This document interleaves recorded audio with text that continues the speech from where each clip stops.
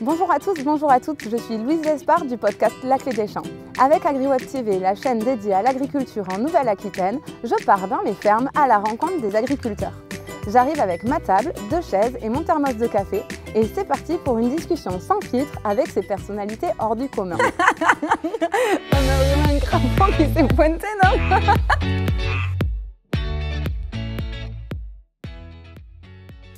Aujourd'hui, j'ai le plaisir de me rendre à Mazerolles chez Gauthier Moureux. Gauthier est éleveur de porcs et c'est la 3e génération à s'être installée sur l'exploitation. Il vend l'ensemble de sa production en IGP Jambon de Bayonne via les circuits traditionnels et puis grâce à 2 magasins de producteurs situés autour de Pau qu'il a ouverts avec 4 associés.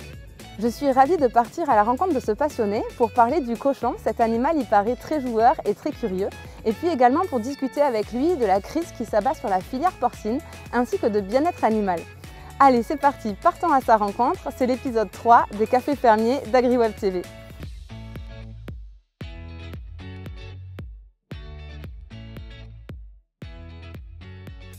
Bonjour Gauthier. Bonjour Louise. Alors pour démarrer, est-ce que tu voudrais un thé ou un café? Un café s'il te plaît. Allez. Pour rien te cacher, j'avais oublié de le faire et je suis allée à une boulangerie vers chez toi pour qu'ils me le remplissent. Ils l'ont gentiment fait. Tu prends ton premier café Merci. à quelle heure le matin? Ça dépend de la saison. Prendre un thé, moi. Ça dépend de la saison. On va dire que c'est aux alentours de 6 h, entre 6 h et 6 h 30 la plupart du temps. Quand c'est un peu plus souple, on prend vers 7 h, 7 h 30. Voilà. Et tu es dans quel état d'esprit quand tu le prends? Est-ce que tu es du genre optimiste ou pas trop du matin ou... Si je suis assez du matin, en général je bois le café très rapidement parce que je traîne pas trop au café, quoi. Voilà, la journée elle a déjà commencé. Et c'est quoi ta journée type? Alors, je suis rythmé par les saisons pas mal, donc l'hiver c'est beaucoup plus autour de l'élevage et à partir du printemps et l'été c'est l'élevage mais c'est aussi beaucoup les cultures. Ma journée type déjà c'est comme on travaille avec des collaborateurs, on a 4 salariés en tout. Donc déjà c'est organiser le travail pour tout le monde, s'assurer que tout le monde est apte à faire le travail et on organise le travail. Mon premier boulot c'est d'organiser pour les autres et après c'est d'organiser ma journée à moi. Voilà. Parfait. Bon, on va passer à la première rubrique, c'est raconte-nous ta ferme. Alors, est-ce que tu peux nous dire déjà où c'est qu'on est situé, là où est ton exploitation? Ouais, donc ici on est dans les Pyrénées-Atlantiques à Mazerolles. Donc ici c'est l'élevage, c'est la ferme familiale. Donc j'ai rejoint la structure en 2012. J'ai fait le choix de revenir sur la ferme, m'associer avec mon papa. Donc ici on a 200 mères, 200 truies, on est naisseurs-engraisseurs et on fabrique tout notre aliment. Donc c'est-à-dire qu'on produit les céréales pour alimenter nos animaux. Et tous les animaux naissent sur notre exploitation jusqu'à partir à l'abattoir pour rejoindre la chaîne d'abattage, des charcutiers et tout ça. Mais nous ici, on est quasiment autonome. Ok. Et en tout, ça fait combien de porcs qui passent et qui partent dans la ferme? En fait, ici, sur une année, on produit à peu près 4200 cochons. Alors, sachant que ces 4200 cochons, il y en a bien un millier qu'on vend en vente directe. Okay. Et le reste, c'est le circuit long. Production de jambon de Bayonne et porc frais IGP du Sud-Ouest. Ouais. Tu dis vente directe parce que notamment, je crois que vous avez développé 2 magasins de producteurs. Je suis passée à en voir un. Tu peux nous raconter un petit peu? Tout à fait. Cette aventure, on a monté cette aventure avec 4 autres fermes du canton.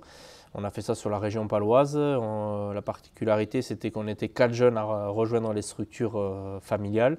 On avait besoin de créer un nouveau débouché, de s'assurer notre installation. Donc on a fait le choix de la vente directe, de monter d'abord en 2012 le premier magasin de producteurs et en 2015 notre second de l'autre côté de Pau. Voilà. Okay. Aujourd'hui, il y a une vingtaine de collaborateurs qui travaillent sur les 2 sites où on propose les produits, tous les fruits, tous les légumes, toutes les viandes, toute l'épicerie qui est réalisée par des producteurs ou des petits artisans. Ouais. Donc ça, c'est vraiment ce que tu as amené à l'exploitation quand tu es venu t'installer ici finalement? Oui, tout à fait. J'ai pu me rejoindre la structure grâce à ce nouveau débouché de l'exploitation. Okay. Et vous avez été les 4 à investir et à tout monter de A à Z tout à fait. Seul? Ouais, on a investi, on est parti avec notre bâton de pèlerin, on a été chercher d'autres producteurs. Quand on a démarré l'aventure, on était une quarantaine. Nous, plus une quarantaine d'autres producteurs qui souhaitaient déposer. Aujourd'hui, on est à peu près autour de 150, 160 apporteurs. Ah ouais, c'est une belle aventure. Et alors, ça a été quoi le déclic pour toi de rejoindre l'exploitation? Je crois que c'était tes grands-parents qui l'avaient initié, l'élevage. Tu peux nous raconter un peu pourquoi tu t'es décidé à rejoindre l'aventure? Ouais, en fait, c'était... je suis né ici, pour moi, je ne me voyais pas faire autre chose. Donc bien sûr, j'ai eu un cursus scolaire en lycée agricole. Je souhaitais revenir rapidement sur l'exploitation en discutant avec mes parents. Ils m'ont dit il faut que tu ailles voir ailleurs. Donc je suis parti voir ailleurs, pas longtemps. Et en fait, au bout allé faire quoi? J'étais technicien dans une coopérative agricole. Et au bout d'un an et demi, je me suis dit en fait je suis pas fait pour ça, je suis vraiment fait pour être sur l'exploitation. Et donc là j'ai vraiment fait le choix de revenir. Et donc j'ai monté mon projet, mais sinon je ne me voyais pas faire autre chose. Donc depuis que je suis petit, depuis que je marche, je suis au milieu des animaux, je suis au milieu de l'exploitation avec mon père et pour moi c'était une évidence que je serais agriculteur. Et je crois que tu aimes tellement ça que tu as même une deuxième exploitation avec ta compagne cette fois-ci, avec Émilie. C'est ça, Rion-des-Landes? Ouais, c'est ça, tout à fait. Voilà, j'ai migré un petit peu de l'autre côté de la frontière. Je suis un petit peu landais aujourd'hui parce que... Je te félicite, très bon choix. Émilie, donc, qui est landaise et qui est elle aussi un cursus agricole. Elle travaillée dans une exploitation agricole. Elle a fait le choix de s'installer. Donc on a eu l'opportunité de reprendre une exploitation côté landais. Donc c'est ce qu'on a fait. Donc aujourd'hui, il y a 5 ans, et donc oui, j'ai une autre exploitation côté landais. Tu ne dois pas t'ennuyer. Et alors, pourquoi vous vendez tout en IGP Jambon de Bayonne? À quel moment vous avez fait ce choix et pourquoi vous l'avez fait? Ce choix était une évidence, c'est-à-dire que l'IGP, ça fait maintenant un peu plus de 30 ans qu'il est mis en place, donc qui protège notre production de jambon de Bayonne. On est dans le cœur de la production, dans le cœur de la salaison. On ne pouvait pas faire sans je pense que mon père à l'époque ne se voyait pas faire autre chose que ça. Il a contribué pas mal à créer ce signe officiel de qualité. Donc voilà, donc aujourd'hui c'est une évidence de continuer. C'est un savoir-faire, c'est quelque chose qui est protégé, c'est chez nous, quoi. Voilà, donc ça c'est quelque chose dont j'y suis attaché. Et d'un point de vue économique, peut-être qu'aussi ça vous permet de mieux valoriser votre production? Oui, voilà, bien sûr, on a un intérêt économique qui est un attrait qui est différent de nos collègues qui sont en breton ou alsaciens ou ailleurs en France. Mais avant tout, je pense que c'est parce qu'on est attaché à notre territoire et que quand même le sud-ouest, on a des valeurs et ces valeurs, on veut les garder. Je comprends. Et on va passer à la deuxième rubrique, c'est Raconte-nous tes animaux cette fois-ci. Alors, est-ce que tu pourrais nous expliquer quelles sont les grandes étapes de vie d'un cochon sur ton exploitation? Alors, comment ça se passe? Alors, mon cochon, il arrive avant d'arriver, il est dans une dose d'insémination. C'est-à-dire qu'on a des mères, on travaille en bande. L'élevage de cochons c'est quelque chose de très carré, très normalisé. Donc on a des bandes de truies. Donc toutes les 3 semaines, ici on insémine une vingtaine de truies. L'insémination prend, donc on laisse le temps de gestation, 3 mois. 3 jours, enfin 3 mois, 3 semaines et 3 jours. Mais par ça, an. c'est incroyable par contre, non? Que ce soit 3-3-3. Ouais, c'est pas moi qui l'ai fait. Ouais, mais la nature est bien faite voilà. quand même, c'est rigolo. Donc, une fois passé ce cycle, les truies rentrent, on appelle ça en maternité. Donc, elles mettent bas, elles vont rester 3 semaines avec leurs petits. Donc, à partir de là, déjà, c'est le premier aliment, c'est le lait de la mère. Combien de petits elles font naître en moyenne? Une moyenne, on va être autour des 14 porcelets. D'accord. Voilà.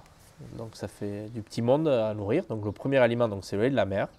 Au bout de ces 27 jours, on sépare le petit de la mère, on appelle ça le sevrage. Donc là, le cochon, lui, il démarre un post-sevrage, on appelle ça. Donc là, c'est vraiment la partie où il faut faire le plus attention, où ils ont besoin vraiment d'une température, d'un certain aliment. C'est vraiment parce que déjà il y a le premier stress de quitter sa maman, voilà, donc on doit être aux petits soins. Il faut vraiment les surveiller comme le lait sur le feu, comme on dit. Et à partir de là, après il démarre son cycle d'engraissement. Et au bout de 180 jours, le cochon peut partir pour l'abattoir. Voilà. Donc okay. Son cycle, il est comme ça. Ok, tu nous l'as dit qu'il y a l'étape de la vie où il demande beaucoup d'attention. Est-ce que de manière générale, l'élevage de cochons, ça demande beaucoup de travail et d'y être tous les jours?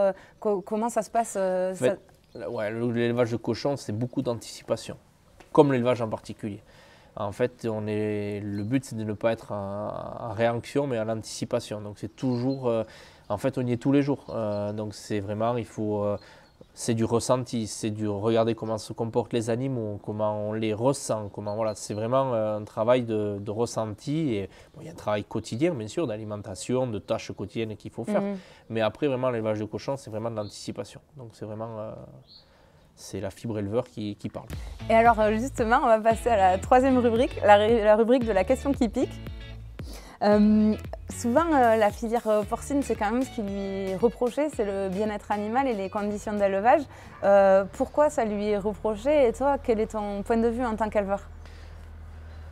Pourquoi ça lui est reproché? Je pense tout simplement que c'est un élevage qui est fermé, donc les gens ne voient pas ce qui se passe dedans, que la profession aussi n'a pas communiqué pendant des années parce qu'elle n'en sentait pas le besoin à l'époque. Et que, donc ouais, quand on ne voit pas ce qui se passe dedans, on peut s'imaginer plein de choses. Pourquoi on ne peut pas voir ce qui se passe dedans? Mais déjà, ça nous permet aussi de tenir un sanitaire. C'est-à-dire que ce que j'expliquais, c'est que le cochon est quand même assez fragile.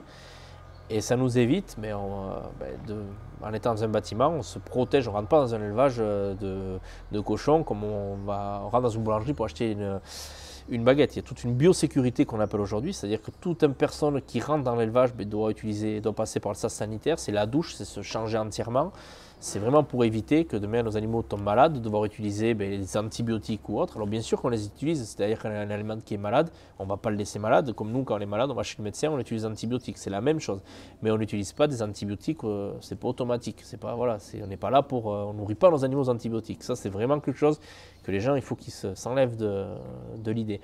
Et après, voilà, donc aujourd'hui, comme les portes sont fermées, on peut imaginer plein de choses. Mais comme on l'a dit tout à l'heure, le cochon, il est bien à l'intérieur parce qu'il est fragile, il n'aime pas le soleil, il n'aime pas le vent, il n'aime pas la pluie. Voilà, c'est un animal qui a besoin d'un certain confort. Écoute, je te propose qu'on passe à la dernière rubrique, c'est la boîte à questions. Je t'ai amené 3 boîtes. Hop. T'en choisis une. On verra sur quoi tu tombes. Celle-là. Allez.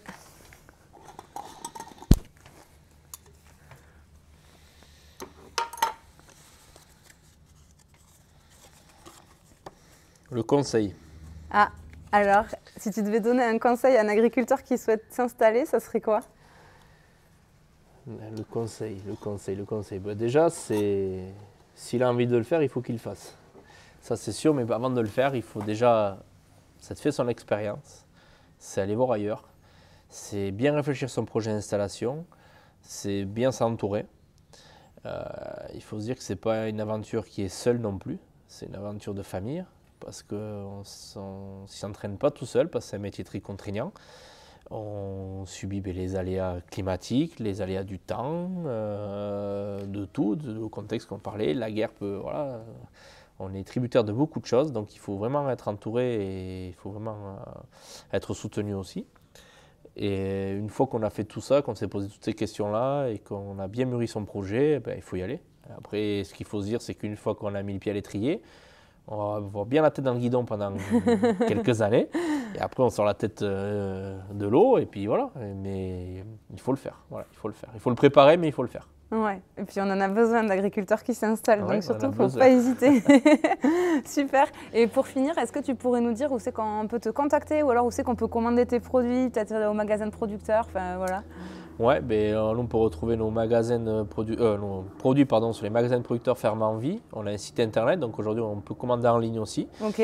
C'est quoi le site? C'est fermeenvie.com. Ok. Il n'y a pas de souci là-dessus. Et après, on peut nous retrouver, pas sur les réseaux sociaux encore, mais peut-être un jour. Voilà. Faudra s'y mettre pour nous montrer tes cochons. Bon, mais super, merci beaucoup pour ton accueil et pour ton temps, c'était super intéressant. À bientôt. À bientôt. Pareil, on va tous les avoir. Oh, trop ouf. Non mais il était monstrueux celui-là.